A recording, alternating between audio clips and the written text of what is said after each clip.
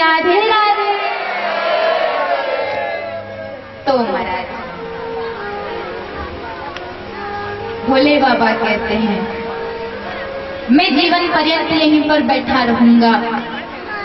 मैया ने कहा फिर भी नहीं दर्शन कराऊंगी। अब भोले बाबा उदास हो गए, उदास होकर जाने लगे। भोले बाबा मन ही मन कहीं हो ओ भैया हो, क्या हो गया?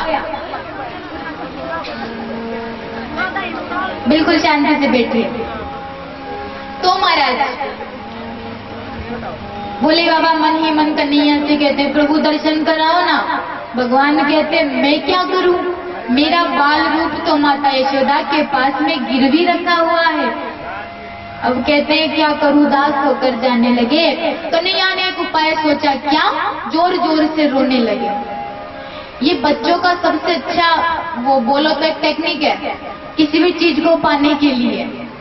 कोई भी किसी भी चीज की जरूरत होगी ना, माता पिता नहीं दिलाएंगे ना तो बच्चे रोते हैं। रोने जैसी शक्ल देखकर माता पिता को दया आ जाती है, क्यों महाराज? तो आज यहाँ पर कन्हैया जोर जोर से रोने लगे, जोर जोर से रोने लगे। मैया यशोदा कन्हैया को चुप कराती है, लेकिन कन्हैया चुप नहीं होते। मैया कहती है कौन सी ने मार दियो री टोना, मेरो मचलो श्याम सलोना। अरे किसने टोना कर दिया, किसने जादू कर दिया? मेरा लाला जोर जोर से रो रहा है। किसी ने कहा, एक सखी ने कहा रे क्यों रो रहा है, यहाँ पर कोई आया था क्या? बोले एक बाबा आया था। बाबा आया था? बोले हाँ। बस वो बाबा जैसे ही गया तब से लाला रो रहा है। अरे लगता है वो बाबा ने तेरे लाला पर टोना टोटका कर दिया, इसलिए तेरा लाला रो रहा है। बोले हाँ, अब तो बाबा को ही बुलाना पड़ेगा। वापस से भोले बाबा बाहर ही बैठ गए थे। भोले बाबा को लाए और कहा अरे मैया कराना पड़ा ना दर्शन। और कहने लगे मेरा लाला रो रहा है, मेरे लाला को ठीक कर दो। भोले बाबा ने गोद में लिया। आहा महाराज रूप देखकर गदगद हो गए। ऐसा सुंदर रूप मेरे कन्हैया का।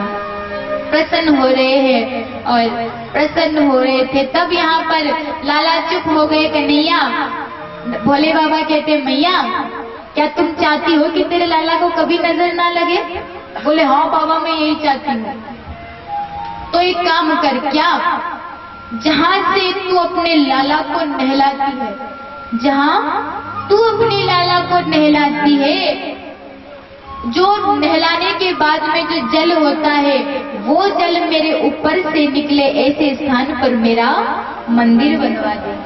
और आज भी आप देखना गोकुल में नंद भवन में आज भी भोले बाबा का एक मंदिर है। जानते हो किस नाम से? नंदेश्वर महादेव। नंदेश्वर महादेव नंद बाबा के भवन में था, इसलिए नाम क्या हो गया? नंदेश्वर महादेव। जहाँ से तेरा नाला को निलाती है वो जल जिधर से निकले उसी जगह पर मेरा मंदिर बना दे। और मैया यशोदा ने वही किया। और अब माता यशोदा भोले बाबा जाने लगे और हीरे मोती ला कर देती है। अरे बाबा ये दक्षिणा ले जाओ। तो भोले बाबा क्या कहते हैं जानते हो? रख ले मोती तेरे, ये पत्थर किस काम के मेरे, वो जोगी हो गया माला माल, निरख मुख लाल का, वो जोगी हो गया माला माल, निरख मुख अरे मैया ये पत्थर मेरे किस काम के? तू कहे तो ऐसे पत्थर ऐसे हीरे मोती तुझे हजारों दे दूं, बस तेरे लाला के दर्शन करने मात्र से ये जोगी तो मालामाल हो गया। भोले बाबा पधारे हैं वापस। इधर माता यशोदा कन्हैया को श्रृंगार करके सुलाती है, लोरी गाती है, सो जा लल्ला सो जा, सो जा लल्ला सो जा। कन्हैया क्या लीला करते हैं जानते हो? जब तक लोरी गाती है मैया तब तक आंखें बंद कर लेते हैं। जैसे लोरी बंद की और कन्हैया ने वापस आंखें खोली। अब एक दिन वसुदेव जी ने गर्गाचार्य जी को कन्हैया का नामकरण करने के लिए भेजा। गर्गाचार्य जी आए, नंद बाबा से मिले, पूछा आप कौन हो, कहाँ से आए हो? तो गर्गाचार्य जी कहते हैं विवाह कराना, नामकरण कराना ये सब मेरा काम है। नंद बाबा कहते अच्छी याद दिलाई, मुझे भी मेरे लाला का नामकरण कराना है। बोले अच्छा नामकरण कराना है, लेकिन हम आपके लाला का नामकरण नहीं करेंगे। क्यों? क्योंकि कंस को शक है कि आपके महल में जो लाला है वो वसुदेव जी का है। आप कोई भी फंक्शन, कोई भी आप ऐसा उत्साह करते हो तो आप बिल्कुल धूमधाम से करते हो, तो सबको पता चल जाएगा और कहीं कंस वापस से किसी राक्षस को ना भेज दे। तो नंद बाबा ने कहा चिंता मत करो, हम बिल्कुल चुपके से कन्हैया का नामकरण कराएंगे। अब गर्गाचार्य जी ने माता यशोदा से, नंद बाबा ने माता यशोदा से कहा चलो लाला को गौशाला में लेकर आओ। और देखो महाराज गौशाला में लेकर आए, परीक्षा ली रोहिणी जी ने और यशोदा माँ ने। किसकी? गर्गाचार्य जी की। बलराम जी को तो माता यशोदा की गोदी में दे दिया और कन्हैया को रोहिणी जी की गोद में, और कहा अगर सच्चे ज्योतिषी होंगे, अगर सच्चे संत होंगे तो पहचान जाएंगे कौन किसका लाला है। जैसे लेकर आए और जैसे ही गर्गाचार्य जी ने कन्हैया के रूप को देखा तो आंखें बंद हो गई। क्यों आंखें क्यों बंद हुई? जानते हो क्यों? क्योंकि यहाँ पर गर्गाचार्य जी ने कन्हैया को नैनों के रास्ते से दिल में बसा लिया। तो कहते हैं ना कि नैनों के रास्ते प्रभु दिल में समा रहे। नैनों के रास्ते दिल में बिठा लिया और कैद कर लिया। मैंने आपसे कहा था ना, कैद कर लो कन्हैया को, कैद कर लिया। गर्गाचार्य जी ने निकलने नहीं दे रहे। एक बात कहूं, आप कन्हैया के मंदिर में जाते हो ना, वृंदावन, मथुरा, बरसाना आप गए होंगे, खाटू श्याम जी गए होंगे, सांवरिया सेठ गए होंगे। अगर मैं आपसे पूछूं जिस दिन आप गए थे उस वक्त कन्हैया ने कौन से वस्त्र पहन रखे थे, कौन से कलर के पहन रहे थे, तो क्या आपको पता होगा? अच्छा कौन कौन गए हाथ ऊंचे करके बताओ। वृंदावन, मथुरा, बरसाना कौन कौन गए? क्या बात है। अब मुझे बताओ जिस दिन आप गए थे कन्हैया ने कौन से कलर के वस्त्र धारण कर रखे थे? सच बता रहे हो या ऐसे ही? हाँ कौन बता रहे हैं? खड़े होकर बताओ कौन से पहन रखे थे? सच बता रहे हो? क्या बात है, बजाइए जोरदार ताली। हम ये क्यों पूछ रहे हैं जानते हो? क्योंकि आज लोग जाते हैं और केवल मंदिर को देख कर आते, अरे वाह कितना प्यारा मंदिर है, अरे वाह कांच ही कांच लगे हुए, अरे वाह कितनी लाइटें लग रही है, और कन्हैया कैसा लग रहा है?